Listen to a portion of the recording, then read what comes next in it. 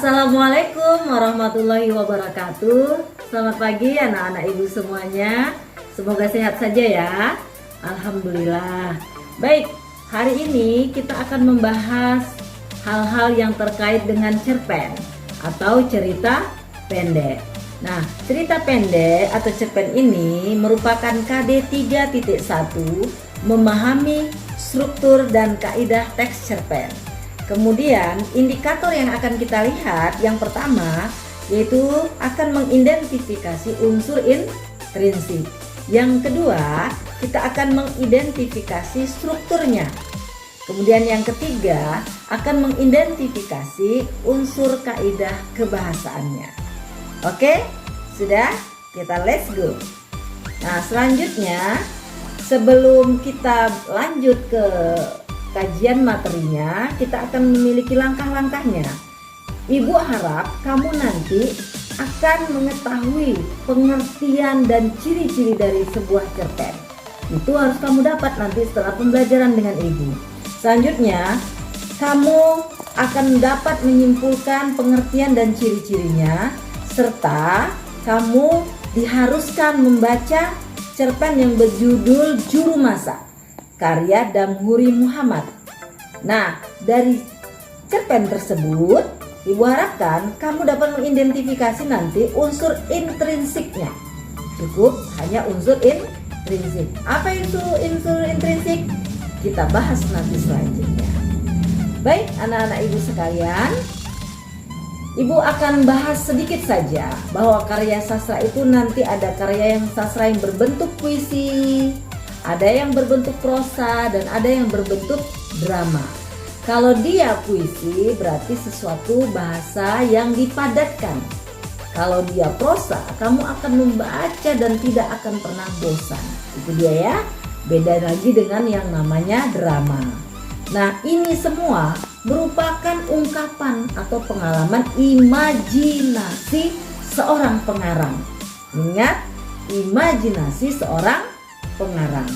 Kemudian karya sastra ini harus berbentuk tulisan dan akan dituangkan dalam bahasa sebagai mediumnya. Nah, setiap karya sastra harus punya amanat atau pesan moral. Kepada siapa? Tentu kepada pembacanya.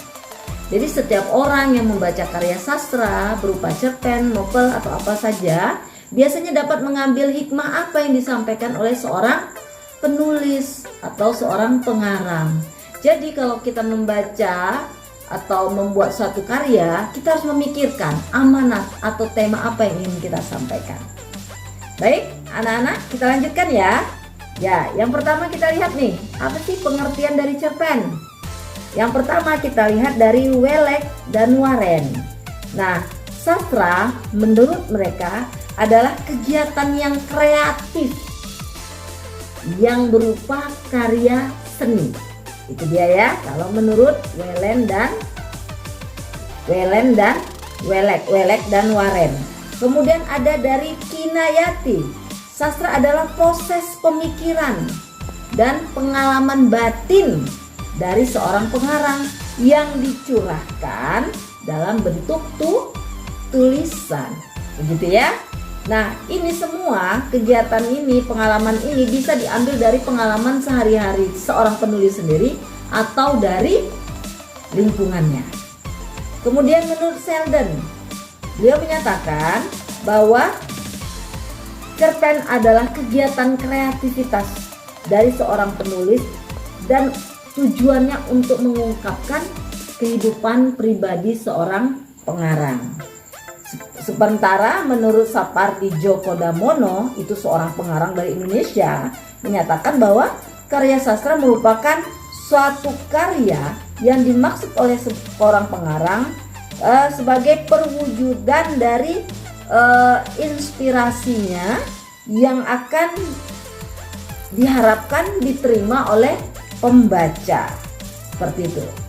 Nah, kesimpulannya yang dapat kita ambil bahwa cerpen adalah hasil pekerjaan seni yang kreatif yang objek atau permasalahannya adalah kehidupan manusia menggunakan bahasa sebagai medianya, dan mengandung pesan-pesan moral untuk pembaca. Ingat, ada 1. Kreativitas atau daya seni, 2. Objeknya manusia, 3. Bahasa sebagai media, kemudian 4. Memiliki amanat, dan 5. Dibaca oleh seorang pembaca. Oke, kita let's go ya anak-anak sekalian. Kita lihat ciri-ciri cerpen. Yang pertama, trik, ya, bentuk tulisan harus singkat, padat, dan lebih pendek dari sebuah novel. Oke, singkat dan padat, harus lebih ringkas daripada novel. Kemudian yang kedua, ya, tulisan kurang dari 10.000 kata.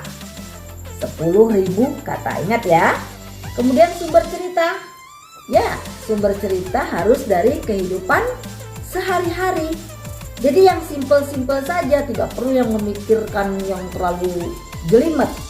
Cukup ketika kamu jatuh dari sepeda, kamu bisa ceritakan bahwa proses terjadinya hingga kamu menjadi jatuh, cara kamu ngobatinya bagaimana, cara kamu mensugesti diri kamu bahwa akan sembuh itu bagaimana, bisa diceritakan di cerpen.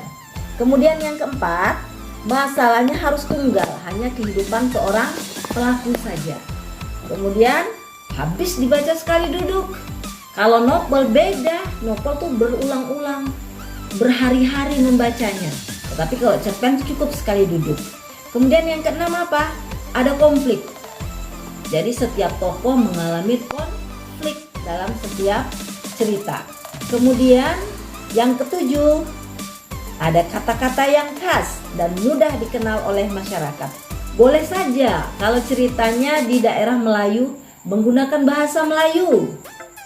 Kemudian kalau di Padang boleh menggunakan atau sebutan-sebutan dalam bahasa Padang. Jadi ada yang khas. Kemudian yang kedelapan, harus meninggalkan kesan yang mendalam dan harus ada efek terhadap perasaan si pembaca. Ya anak-anak ya. Yuk kita lanjutkan lagi. Kemudian yang kesembilan, jadi kalau cerpen itu menceritakan suatu kejadian atau perkembangan jiwa dan krisis dari pengarangnya. Ya, jadi pengarangnya itu menceritakan ada gejolak, ada krisisnya, itu diceritakan oleh pengarangnya. Kemudian alurnya harus tunggal atau harus lurus. Boleh sih flashback, boleh saja maju terus boleh. Kemudian boleh aja maju mundur boleh. Tapi bagaimana kita menyikapinya itu yang menjadi poin utamanya. Kemudian petokohannya harus sederhana, singkat dan tidak terlalu mendalam. Oke, baik anak-anak. Yuk, let's go. Kita lihat sekarang unsur intrinsiknya. Ingat, di cerpen itu ada dua. Ada unsur intrinsik, ada unsur ekstrinsik. Nah, unsur intrinsik. Unsur intrinsik pertama ada tema. Ya. Kemudian ada tokoh. Ada penokohan. Ya. Latar, konflik, alur, ya, sudut pandang dan amanat. Oke. Yang pertama kita lihat tema. Apa sih itu Bu tema? Gitu ya, kita mikir tuh tema itu apa gitu. Tema itu adalah gagasan pokok. Gagasan pokok yang menjiwai karya dan membangun dari cerita tersebut. Dia harus mengangkat masalah kehidupan dan kemudian diketahui hal-hal yang dirasakan, dipikirkan, diinginkan, kemudian dibicarakan atau dipertentangkan oleh para tokohnya. Itu tema dapat diketahui di sana. Kemudian tema, kalau kita ingin tahu, kita harus baca sekaligus. Jadi anak-anak sekalian gak bisa membaca tema hanya per paragraf. Tapi setelah selesai semua bacaannya cerpen tersebut, Anda sekalian mengetahui, oh temanya tentang perjuangan, oh temanya tentang pergolakan batin, oh tema sosial dan lain sebagainya. Baik anak-anak, yang kedua kita lihat ada tokoh dan penokohan. Tokoh itu menuju kepada orangnya. siapa sih tokoh utama dalam cerpen itu? Kalau ada Siti Nurbaya, berarti Siti Nurbaya tokoh utamanya. Itu dia ya. Kemudian ada kalau cerita Malin Kundang, berarti Malin Kundangnya sebagai tokoh utama. Selain ada tokoh utama, juga ada tokoh tambahan. Itu. Kalau di film tuh ada peran pembantu misalnya. Nah, kemudian setiap cerita biasanya memiliki peran antagonis dan peran protagonis. Kalau antagonis, dia berperan sebagai orang yang selalu menentang dari tokoh utama, dari kebaikan, berarti bisa tanda kutipnya dia orang yang tidak baik ya. Nah, kemudian kalau si protagonis berarti tokoh yang berada di dalam kebaikan. Oke, selanjutnya kita lihat penokohannya itu apa? Tadi ada tokoh dan penokohan. Kalau penokohan itu karakternya, sifat yang dibawa oleh seorang tokoh. Contoh misalnya, aku ingin membeli pakaian seperti yang kau beli kemarin. Gak apa-apa kan walau harus pinjam sama kakekku, yang penting pakaian itu bisa aku miliki. Nah, ini watak menggambarkan bahwa si tokoh itu ambisius, boros dan berlebihan. Oke, selanjutnya ada latar atau setting. Anak-anak, kita bicara latar berarti kita bicara soal tempat. Sebuah peristiwa pasti memiliki tempat, pasti memiliki arah yang menjadi peristiwanya terjadi. Kalau misalnya ada peristiwa kecelakaan, bisa jadi settingan tempatnya ada di jalan raya, seperti itu. Kalau peristiwanya nanti di sekolah, berarti setting tempatnya bisa di kelas, bisa di kantin dan lain sebagainya. Nah, tempat settingan ini bisa ada tempat, waktu, sosial budaya atau suasananya, begitu ya. Kemudian kalau setting ini biasanya bisa diletakkan di awal sebuah cerita. Oke, anak sekalian, kita lihat selanjutnya ada konflik. Dan sebuah peristiwa, jika sebuah cerita jika tidak ada konflik ya sangat sulit. Jadi konflik itu penting dalam satu cerita. Karena apa? Disitulah gregetnya satu cerita tersebut. Konflik terjadi karena perbedaan kepentingan atau perbedaan keinginan atau perbedaan cita-cita. Itu dia yang menjadi pemicu satu konflik. Nah, mengacu pada pertarungan antar kekuatan misalnya, ada pengkhianatan, ada rasa cinta tanah air yang berakhir dengan pertempuran antara Jepang dan Indonesia misalnya, seperti itu. Itu konflik yang ditimbulkan.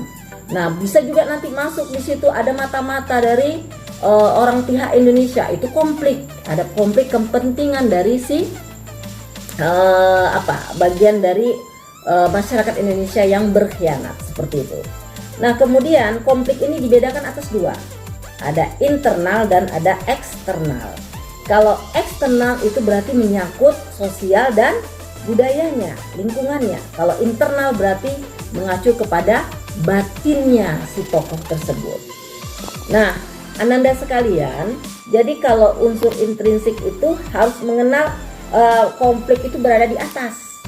Jadi kalau ada kurva, maka kita mengenal dari ada cerita dulu nih, cerita dulu, pengenalan cerita, kemudian menuju konfliknya, ada konflik, baru ada penurunan konflik, berarti sudah mulai damai, dan baru ada penyelesaian. Nah, itu dia ya. Nah, selanjutnya ada alur atau plot. Oke? Alur atau plot. Nah, alur atau plot ini mengandung cerita yang berkausalitas, ada hubungan sebab akibat. Nah, plot ini sendiri nanti kita bagi dua. Ada lurus atau progresif. Jadi ada kronologisnya dari sejak makan, bangun tidur, kemudian makan, mandi, kemudian makan, pergi sekolah, itu kronologis, berurutan ceritanya. Tapi ada juga yang sorot, arus balik. Boleh aja flashback. Dia sudah berada di sekolah, lalu dia teringat tadi sedang makan nasi goreng, asik sekali makanan yang dibuat oleh ibu. Nasi gorengnya luar biasa. Ternyata itu adalah nasi goreng yang terakhir. Nah, bisa jadi seperti itu. Oke. Nah, kalau alur atau peristiwa yang berbentuk proses ini biasanya memiliki rangkaian-rangkaian peristiwa dan bisa memiliki kelogisan atau masuk akal, bisa juga menimbulkan rasa ingin tahu, bisa juga surprise, dan ada kepaduannya. Jadi ini wajib harus ada masuk akalnya ya anak-anak. Kalau buat cerita tuh harus masuk akal, jangan tidak masuk akal kecuali ceritanya dalam mimpi, boleh. Nah kemudian harus ada timbul rasa ingin tahu. Siapa yang rasa ingin tahunya kuat? Nah misalnya kita pembaca jadi ingin tahu, cerita selanjutnya bagaimana ya? Loh, abis mereka berantem itu bagaimana ya? Itu menimbulkan rasa ingin tahu. Baru nanti ada surprise. Bagaimana surprise-nya? Itu harus dibangun oleh seorang penulis. Bagaimana menciptakan surprise bagi seorang pembaca. Bisa saja ceritanya santai, datar. Mereka misalnya sedang proses berantem, tiba-tiba lewat gurunya hanya sekedar melihat saja, mereka langsung lari. Berarti ada sesuatu di gurunya. Ini surprise bagi pembaca. Ternyata guru hanya melihat saja, mereka bisa terlerai pertengkaran yang terjadi pada anak didiknya. Nah ini surprise, contoh ya. Kemudian ada kepaduan atau unity. Nah ini hendaknya membentuk kepaduan yang utuh. Jadi harus seperti itu, harus ada utuhnya sebuah cerita. Nah itu ya anak-anak ya. Terakhir, sudut pandang. Sudut pandang itu caranya melihat. Cara melihatnya itu bagaimana? Nah, pengarang dapat menyajikan cerita, cara pandangnya bagaimana? Sudut pandang orang pertama atau aku? Berarti pengarang bagaimana? Terlibat. Aku berjalan ke arah sana. Kulihat pohon sekeliling terasa asing bagiku. Sudah berpuluh tahun aku tidak pulang ke kampung halamanku. Rindu sungguh sangat menyiksa batinku dan kali ini aku baru melihatnya. Nah, berarti si pengarang masuk dalam cerita. Oke. Nah, kedua, sebagai sudut pandang orang kedua. Berarti sebagai kau. Diceritakanlah kau begini, kau begitu dan lain sebagainya. Baru ada orang ketiga. Di situ baru dibuat pengarang berada di dalam ceritanya sebagai nama tokoh yang sering disebut-sebut. Misalnya Abdullah yang berlari ke arah jembatan. Abdullah melerai pertengkaran mereka, mengambil sepeda. Abdullah merupakan sahabat dari Roni sejatinya. Nah, itulah dia. Baik anak-anak, kita lihat yang terakhir adalah tentang amanat. Nah, amanat atau pesan moral wajib harus ada di sebuah cerita. Kenapa? Wajibnya karena apa? Setiap cerita jika tidak memiliki amanat, maka pengarang itu bisa dinyatakan sebagai pengarang yang tidak sukses, tidak berhasil, karena tidak ada nilai-nilai yang ingin ditinggalkan pengarang kepada si pembaca.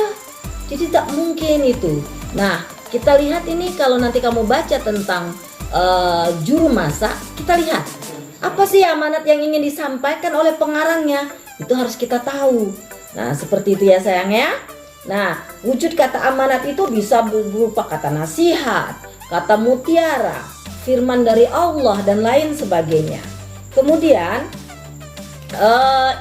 ingat, wajib diingat setiap kita menulis dari karangan, baik itu puisi, drama atau prosa, wajib memiliki amanat. Baik anak-anak, Ibu rasa di sini saja dulu. Sekarang kita lihat latihan dari juru masak. Kamu bisa buka di halaman sini ya. Nah, oke.